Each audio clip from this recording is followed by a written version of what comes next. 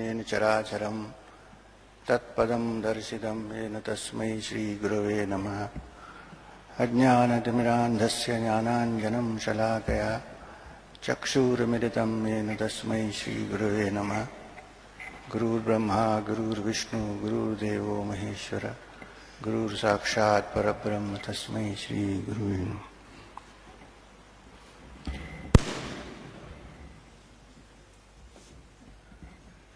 Respected Sri Vishwanath Kara, Dr. Chandrakant, other dignitaries on the stage, and dear friends,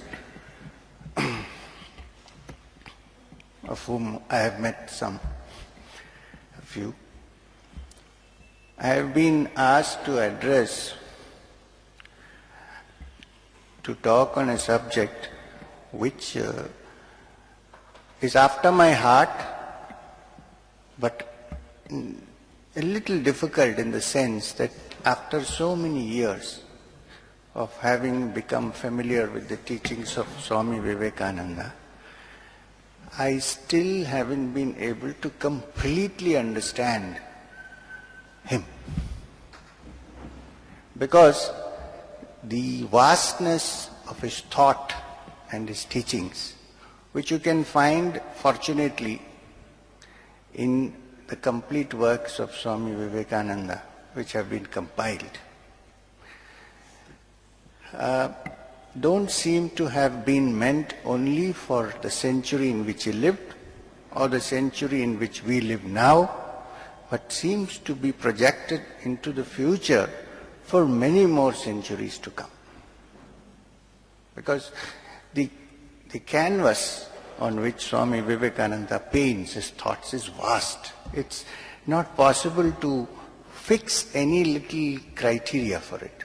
I find it sometimes, especially when he goes into the depths or the heights of Vedantic thought, one sometimes stops and wonders, if you allow yourself to move with this, you may not come back to the body. I mean, it's tremendous. I don't know, you must have read Swami Vivekananda, but you see, most people have seen his picture, at least, everywhere.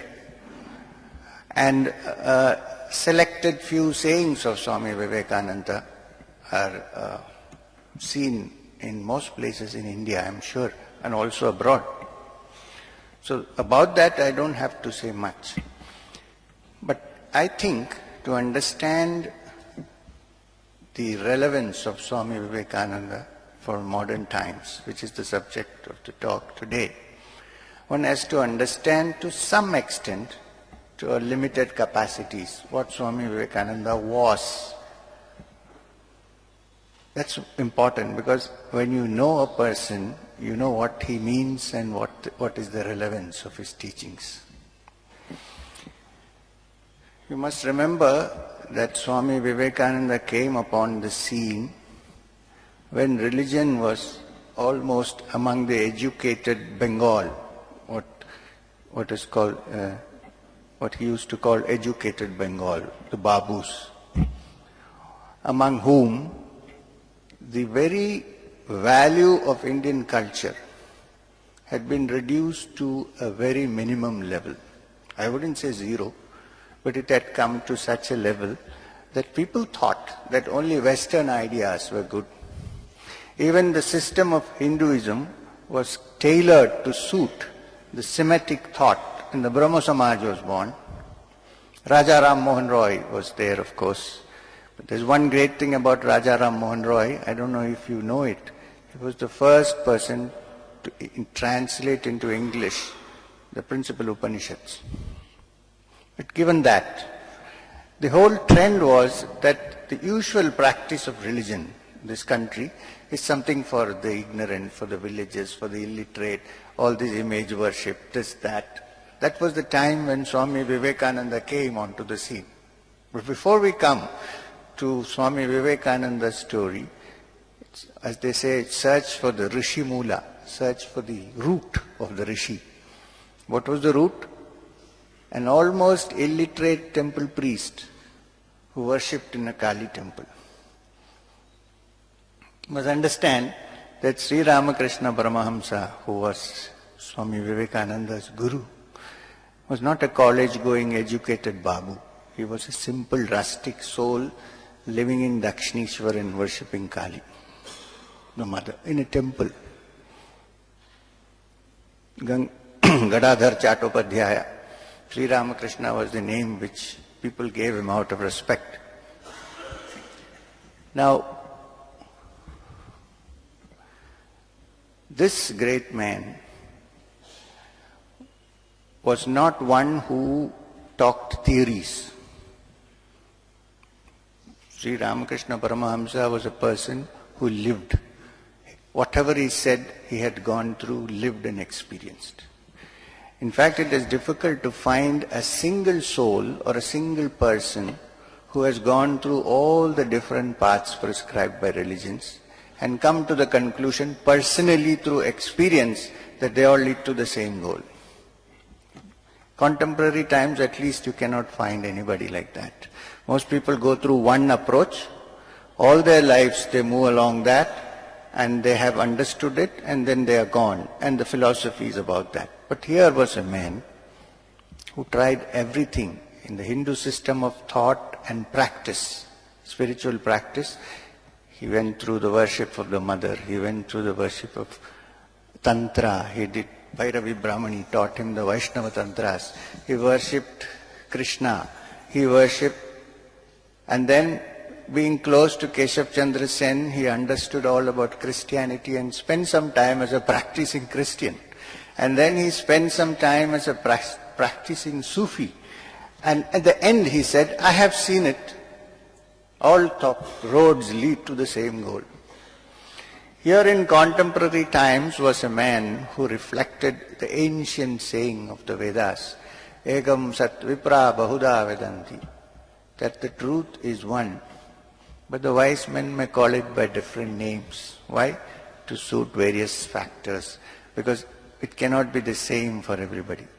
Sri Ramakrishna in his very rustic, simple language used to say that the different paths to spiritual understanding are like the kind mother who prepares different sweets and different things to eat for different children depending upon what they like.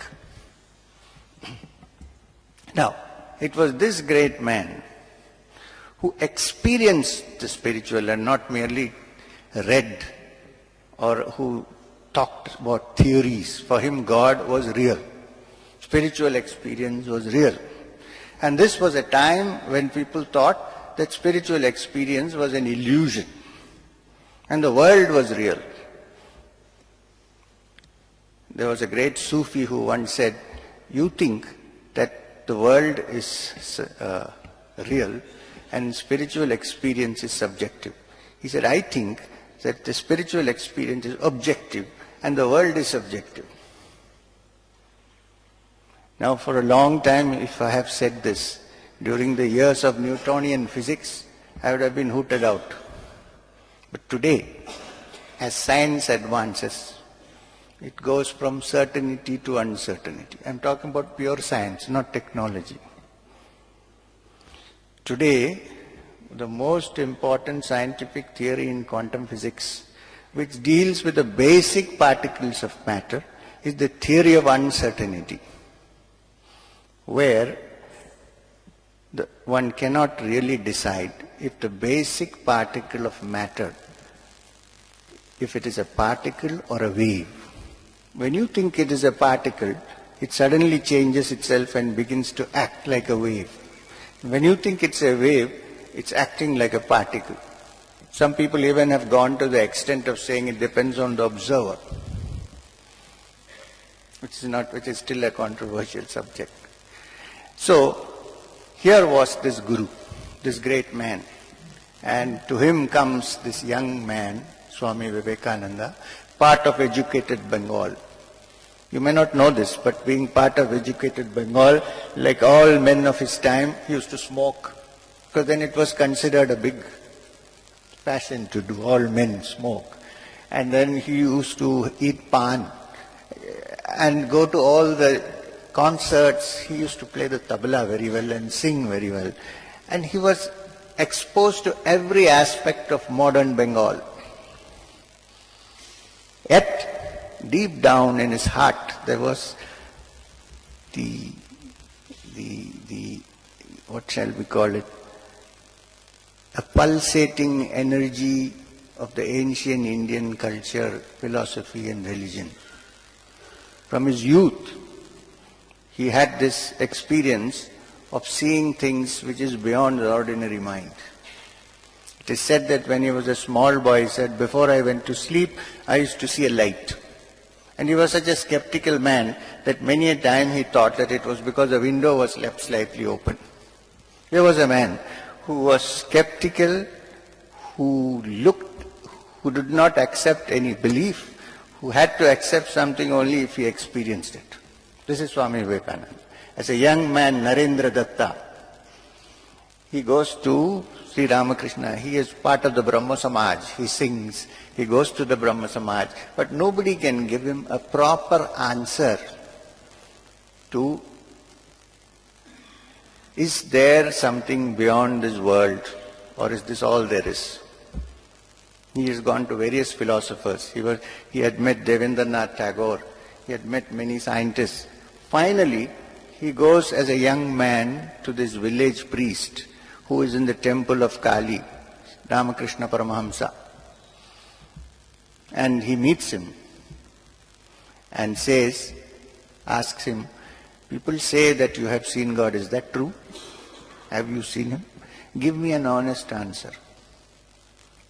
Because if it is scientific and if it is real, there is nothing better that one need to seek. Please tell me.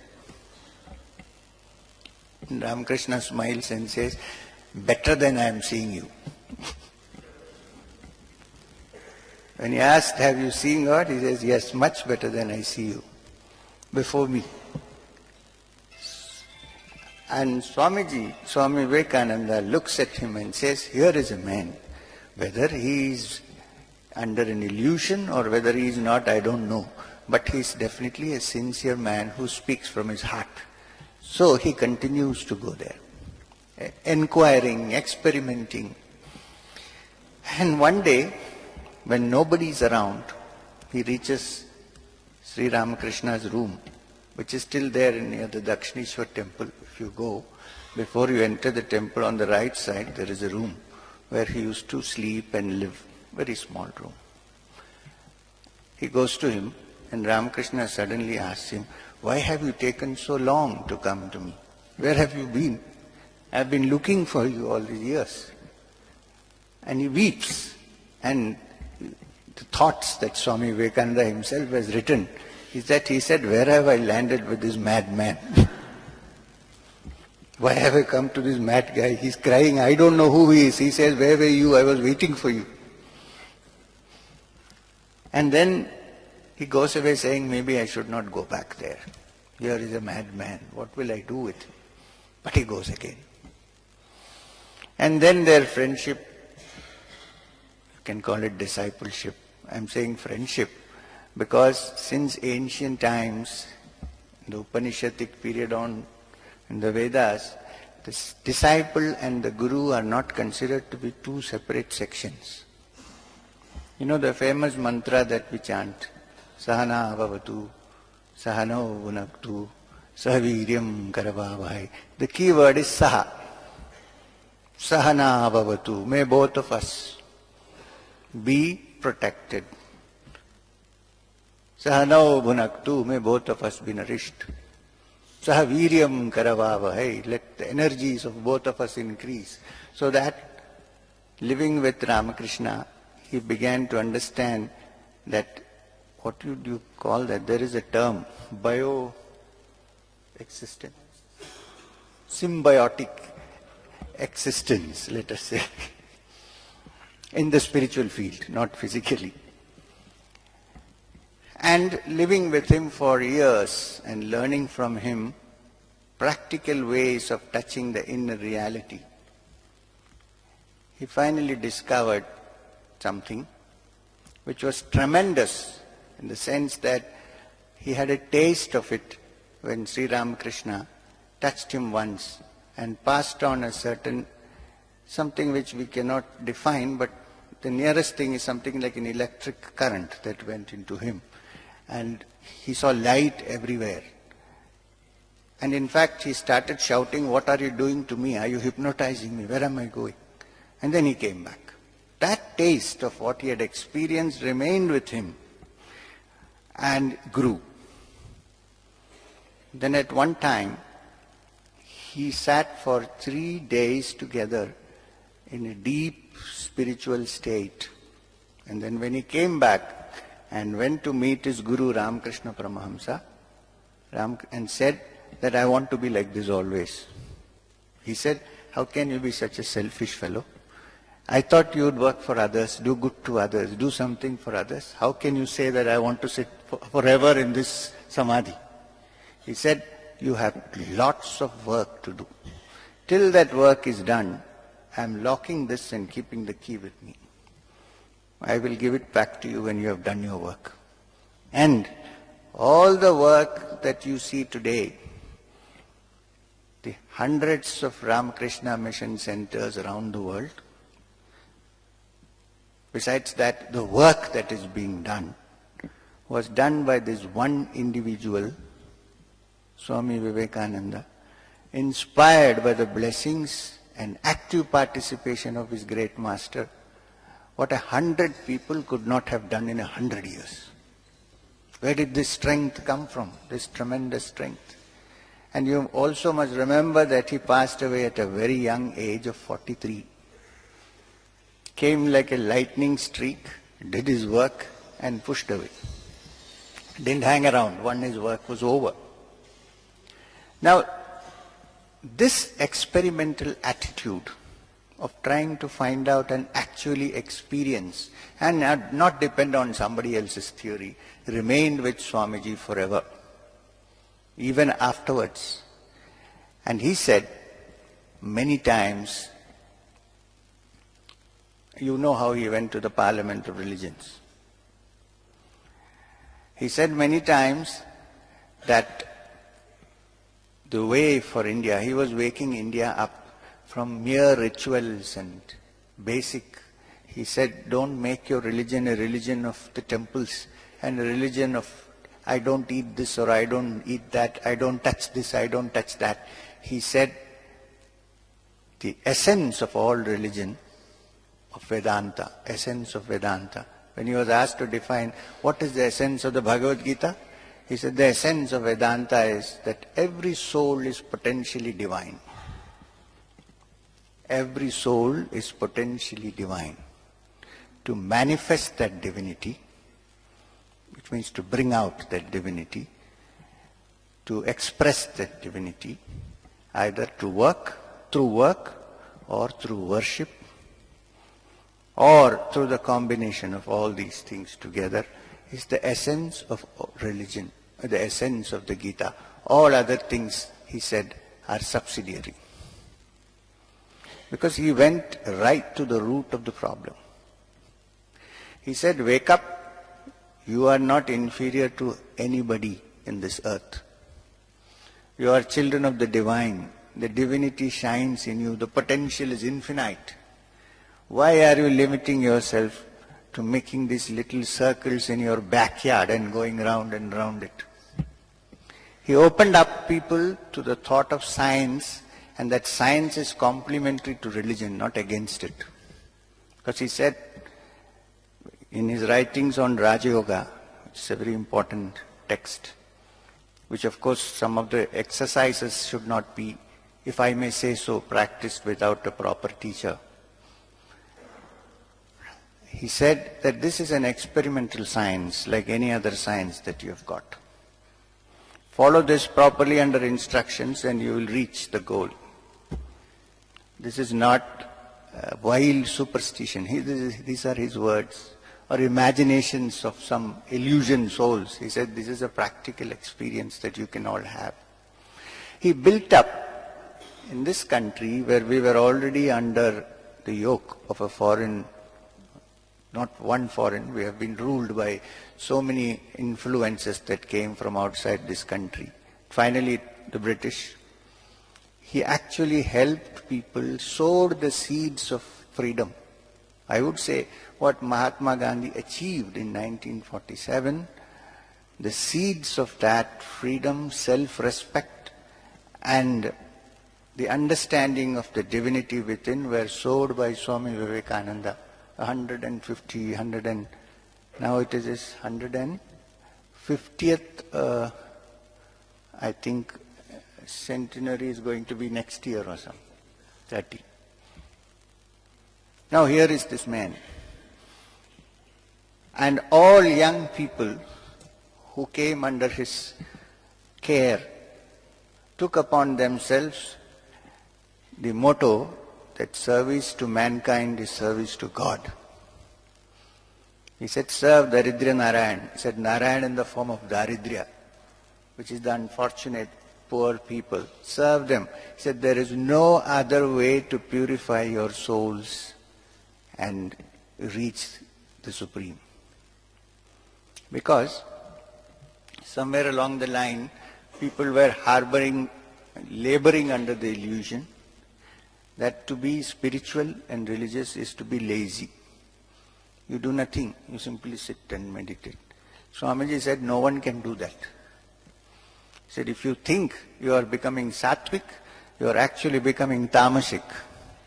You are eating, drinking and sleeping and thinking that sushupti is equivalent to samadhi, which is not so. He said the only way to wake up the man, the human being, which is why it's called man-making religion, he said, is to make a person shift from the inertia, which is a tamasic guna, first into rajas, provided the activity is not self-centered, but for others. Through doing this, one purifies the mind and the heart till one is able to touch what is actually called sattva, which is tranquility, peace and understanding. This was a very important distinction that Swamiji made. And he told the monks of the Ramakrishna order, you are not coming here to simply sit down and do bhajans or meditate. You have come here to work for God in human form. He said, all other gods that we know of were taught to us in pictures, in stories, in Puranas. But these gods are the gods in front of you. If you serve them, then you are on your spiritual path. Plus, experiment is the key to understanding divinity. This was another one of his important statements. So, is that not relevant to the present system?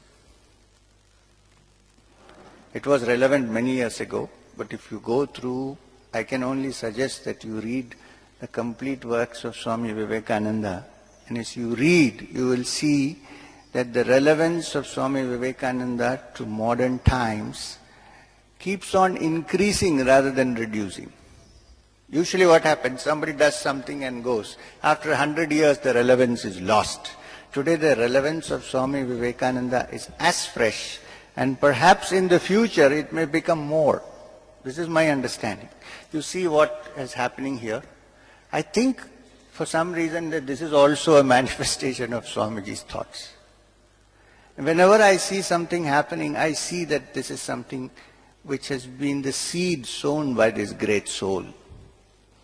And don't think that the monks of the Ramakrishna order, I'm not a monk of the Ramakrishna order, but the monks of the Ramakrishna order are people who have no other works, or they have come here to wear saffron and settle down happily. No.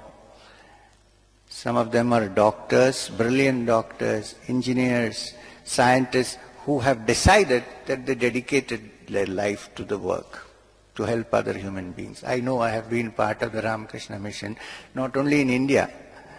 People come from all over the world. I know a person from a Swami who originally comes from Iraq. He did his post-graduation in London. And then he read Swami Vivekananda. And he decided, instead of going for a job, let me go to the Ramakrishna Sevashram in Banaras and serve the poor. How do you like that? I think the young people especially have a lot to learn from this. Because it's not possible to define Swami Vivekananda or talk about his relevance to modern man in 10 minutes, half an hour, 1 hour. We can speak for hours together on it. So my suggestion is that please read the complete works of Swami Vivekananda. That is the best thing, best investment you can make. And the Ramakrishna Mission sells it at a very, very moderate cost. Having said this, there is one book which has been brought out by the Ramakrishna Mission, which usually people don't read. It's there in the complete works, but you skip it. Here you see the heart of Swami Vivekananda. They are called the letters of Swami Vivekananda. And they are so honest and down to earth that anyone who reads it, I'm sure, something will happen to them in some way to arouse their minds to spiritual and social action. I've got this copy with me. I think it's a good thing to have it in the library and give it to all your students. Letters of Swami Vivekananda. They date from the time he left, before he left for Chicago for the Parliament of Religions, and continue till he came back and just before he passed away, writing to Sister Nivedita and his disciple and so on. They are such beautiful. First of all, the language is excellent. Apart from the language, the content, it's so important. So before I wind up, I'm going to read one or two letters of Swami Vivekananda. There's one letter, before I read this, where in his wandering days before he went abroad and became famous, he's somewhere in the Himalayan foothills. And one of his close disciples, Swami Akhandananda, who was known as Gangadhar before he became Akhandananda, writes to him saying that, "Oh Swamiji, oh Dada, you must be now in the hills and meditating most of the time. How wonderful it is." And he writes back such a direct letter. He said, "Yes, I love the Himalayas, I'm having a wonderful time, but I can't say I'm really meditating for most of the time, because half my time is spent in wondering where the next chapati comes from." Having seen this as a reality, he said to the missionaries, don't go to the villages and give people Vedanta and all these religions. They are saturated with it. They are fed up. Teach them how to make rotis, how to earn their bread first. Let their stomachs be satisfied. Then you can lead them into Vedanta. Now, this letter, I will drop some of the parts because they are not so relevant. He is writing from Chicago on 28th May 1894 to Alasinga Perumal in Madras, who was one of the young men who collected money from door to door to send Swamiji abroad. He writes to Alasinga, he says, "Dear Alasinga, I could not reply to your note, etc., etc., because I was whirling to and fro from New York to Boston," and so on. Then, leaving all that, his personal things, he says things are very expensive here and so on. He says, "I have had enough appreciation in my own country. Appreciation or no appreciation, sleep not, slacken not. You must remember that not a bit even of our plans has been carried out. Act on the educated young men. Bring them together and organize them. Great things can be done only by great sacrifices. No selfishness, no name, no fame, yours or mine, nor even my master's name. Work. Work the idea, the plan. My boys, my brave, noble, good souls, to the wheel, to the wheel. Put your shoulders. Stop not to look back for name or fame or any such nonsense. Throw self overboard and work. Remember, the grass, when made into a rope by being joined together, can even chain and hold a mad elephant. The Lord's blessings on you all, His power be in all of you, as I believe it already is. Wake up and stop not till the goal is reached, say the Vedas." Now this quotation is from the Mundaka Upanishad. Uttishta Jagrata, Prapyavaran Nibhodat. Arise, awake, stand up. Don't stop till you reach the goal. Up, up, the long night is passing, the day is approaching. The wave has risen, nothing will be able to resist its tidal fury. The spirit, my boys, the spirit. The love, my children, the love. The faith, the belief, and fear not. Fear is the greatest sin. My blessings on all, and so on and so forth. Now, there are some Vedantic things which I don't want to read.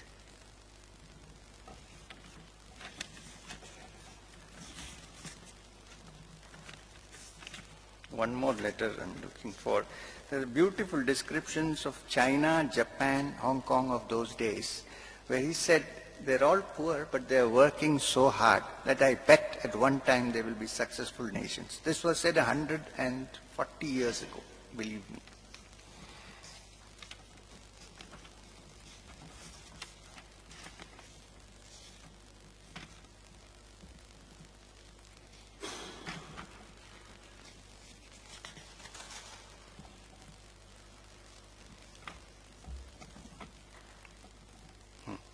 Here is another one. He is writing from Chicago. I read this the last. Dear Kiddy, writing to a friend of his. I agree with you so far that faith is a wonderful insight and that it alone can save. But there is a danger in it of breeding fanaticism, barring further progress. Jnana, Gyan is all right, but there is a danger of it becoming dry intellectualism. Love is great and noble, but it may die away in meaningless sentimentalism. A harmony of all these is the thing required. Ramakrishna was such a harmony. Such beings are few and far between, but keeping him and his teachings as the ideal, we can move on. And if amongst us, each one may not individually attain to that perfection, still we may get it collectively by counteracting, equipoising, adjusting and fulfilling one another. This would be the harmony by a number of persons and a decided advance on all other forms and creeds. For a religion to be effective, enthusiasm is necessary. At the same time, we must try to avoid the danger of multiplying the creeds. Don't make it into a sect. I am not important. The work is important. We preach neither social equality nor inequality, but that every being has the same rights and insist upon freedom of thought and action in every way. We reject none, neither the theist, nor the pantheist, nor the Advaitin, nor the polytheist, nor the agnostic, nor even the atheist. The only condition of being a disciple is modeling a character at once the broadest and the most intense. The soul has neither sex nor caste nor imperfection. These are some of the messages of Swami Vivekananda. And now it's for you to find out how relevant they are, even to the present situation, and maybe 100 years hence. So I will stop at that. If you need